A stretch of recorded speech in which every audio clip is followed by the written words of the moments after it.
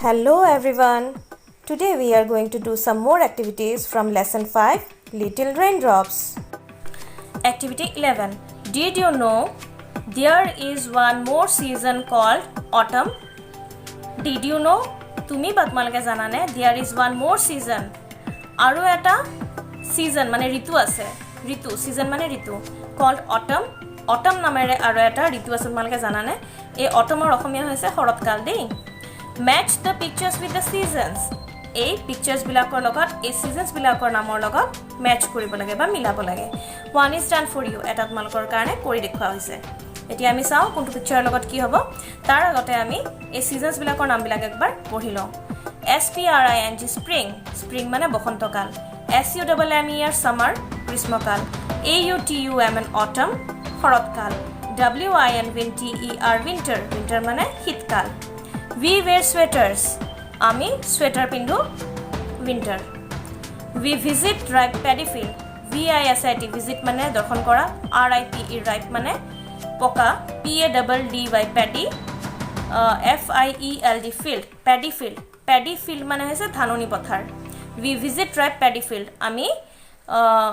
poka dhanoni pothar sao ba dorshon koro. Ketia autumn seasonot. AUTUMN autumn season মানে শৰৎকালত ধাননি পথাৰত ধান বিলাক পকে আৰু তেতিয়া আমি চাবলৈ যাওঁ we eat ice creams আমি আইসক্রিম খাওঁ summer we watch bihu dance আমি bihu dance চাওঁ কেতিয়া spring season মানে বসন্তকালত ৰঙালী বহাগ মাহ হয় বহাগ বিহু হয় সেই কাৰণে কি বহাগ মাহত বিহু নৃত্য কৰা হয় কাৰণ এটো কিহৰ লগত মিলিব স্প্ৰিং সিজন বসন্তকাল activity 12 listen to a story এটা সাধু কথা শুনা স্টোরি মানে সাধু কথা লিসন মানে শুনা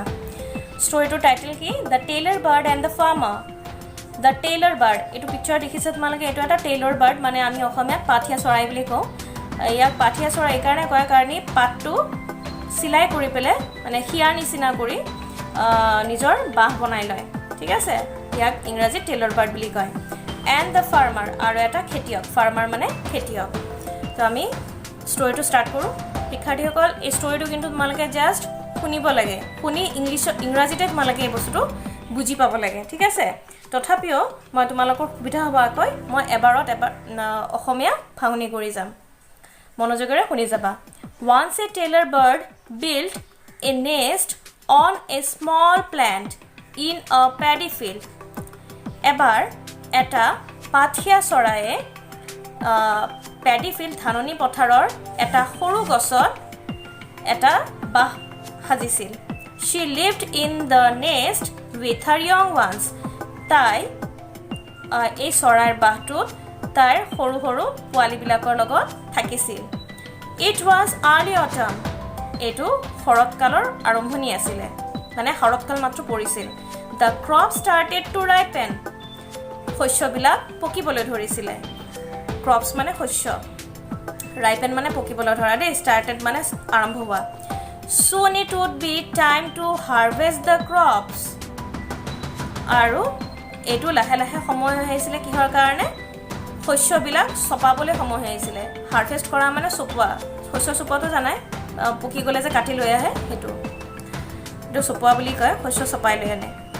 one day edinakhon the farmer and his wife came to the paddy field edinakhon খেতিয়ক আৰু তাৰ ঘৈণীয়ে paddy field বা ধাননি পথাৰলৈ আহিছিল the farmer said to his wife farmer তেওঁৰ ঘৈণীয়েকক কৈছিল tomorrow I will go to my neighbor's house অহাকালি tomorrow মানে অহাকালি মই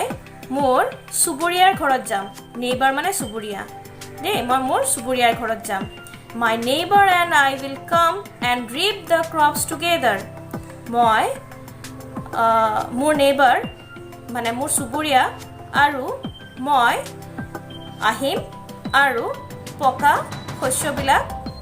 একেলগে কাটি লৈ যাম reap the crops কাটি লৈ যাম the mother bird and the chicks heard this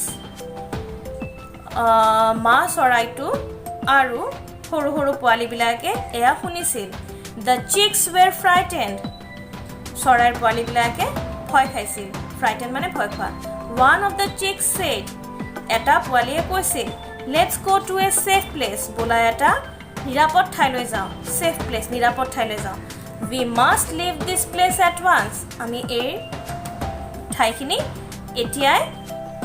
এৰি দিব লাগিব বা ত্যাগ কৰিব লাগিব the mother bird said mother bird এ কৈছিল don't be afraid ভয় নাখাবা there is still some time for us to go away from this place আমাৰ হাতত এতিয়াও সময় আছে ইয়াৰ পৰা গুছি যোৱাৰ কাৰণে a few days later কিছুদিনৰ পিছত the farmer and his wife came again to the field কিছুদিনৰ পিছত খেতিয়কজন আৰু তেওঁৰ ঘৈণীয়েক গৰাকী আকৌ ফিল্ডলৈ আহিছিল বা পথাৰলৈ আহিছিল the farmer said to his wife farmer তেওঁৰ ঘৈণীয়েকক কৈছিল I can't wait for my neighbor to help me মই মোৰ নেইবাৰলৈ বা চুবুৰীয়া মানুহজনলৈ মই ৰখিব নোৱাৰিম মোক সহায় কৰিবলৈ আহিব বুলি ৰখিব নোৱাৰিম I must reap the crop myself at once মই নিজেই মোৰ শস্য নিজে নিজে এতিয়াই চপাব লাগিব এতিয়াই কাটিব লাগিব the mother bird and the chicks heard this মা চৰাইজনী আৰু তাৰ পোৱালিবিলাকে এয়া শুনিছিল the farmer will not wait for the neighbor's help he is going to reap the paddy himself the mother bird said mother bird কি কৈছিলে বা মা চৰাই কি কৈছিলে যে খেতিয়কজনে এতিয়া আৰু তেওঁৰ চুবুৰীয়াৰ সহায়ৰ কাৰণে ৰখি নাথাকে তেওঁ নিজে নিজেই তেওঁৰ ধাননি পথাৰটো চপাবলৈ বা কাটিবলৈ সাজু হৈছে now we must go to a safe place at once she said এতিয়া আমি কোনো এটা নিৰাপদ ঠাইলৈ এতিয়াই গুছি যাব লাগিব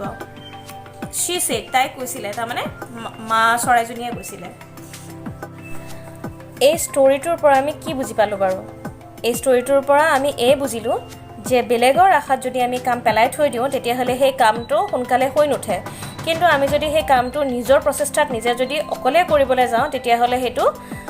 কামটো সোনকালে হৈ উঠে বা কামটো সমাধান হয়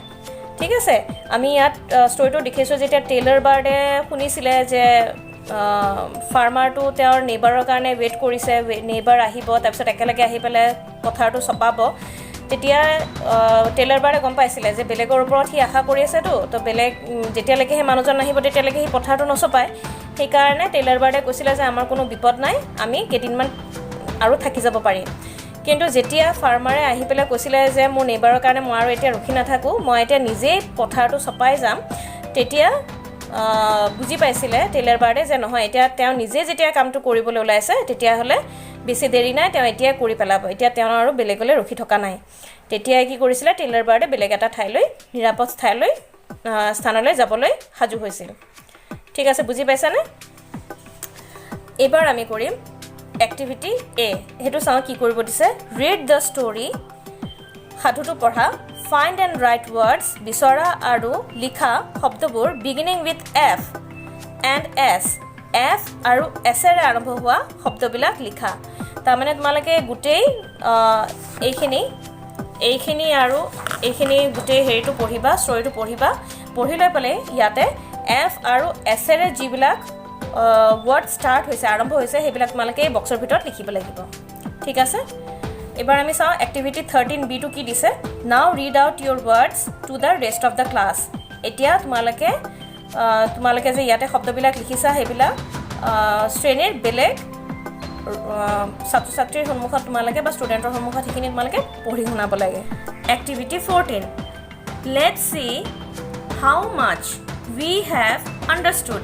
UNDER under STOOD stood understood let's see aha sao how much we have understood how much kiman khini we ami have understood buji palu aha son eti ami kiman khini buji palu sao story to pori a who built built a nest in the paddy field who mane kune built a nest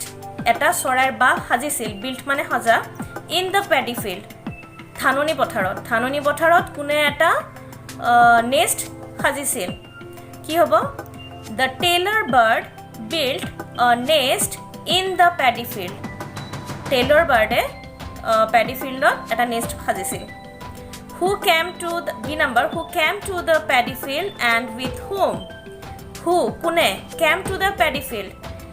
came মানে আহিছিল ধাননি পথাৰলৈ আহিছিল and with whom আৰু কাৰ হৈতে with whom কাৰ হৈতে তো এনসাৰটো কি হ'ব the farmer came to the paddy field and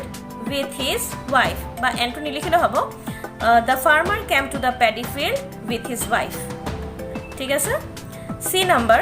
tomorrow I'll go to my neighbor's house অহাকালি মই মোৰ নেইবাৰৰ ঘৰলৈ বা সুবুৰীয়াৰ ঘৰলৈ যাম who said কোনে